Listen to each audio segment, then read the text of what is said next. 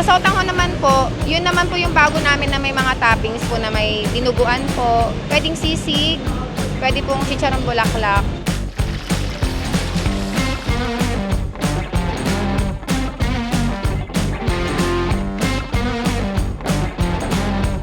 Best seller po namin yung dinuguan na may pansit bato po. Bali yun po talaga din yung binabalik-balikan po ng mga customer po namin kasi po Sobrang sarap ng tinitinda nila dito. bukod na sa masarap po siya, kakaiba po yung lasa niya.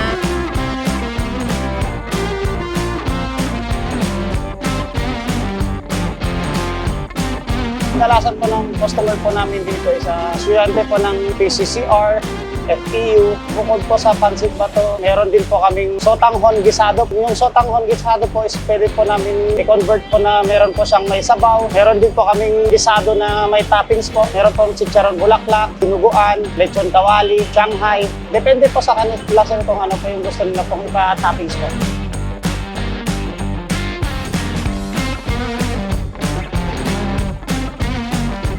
Pasado sa kapanalo yung paggawa nila ng pansit bato dito dahil nga dun sa mga nag-uumapaw na mga sahog niya, overload talaga kung overload, hindi dinipid. Kaya po kami binabalik-balikan kasi po, una na po yung mga pagkain po, tsaka yung sa lasa po, masarap po naman. Naisipan po namin ng pansit bato po para kakaiba naman po, tsaka yung pangmasa lang na abot kaya po ng mga customer po namin.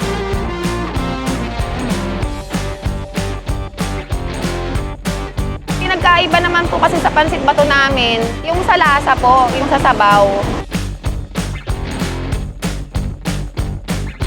Tsaka syempre, yung sa timpla po ng mga toppings po namin, talagang sulit po.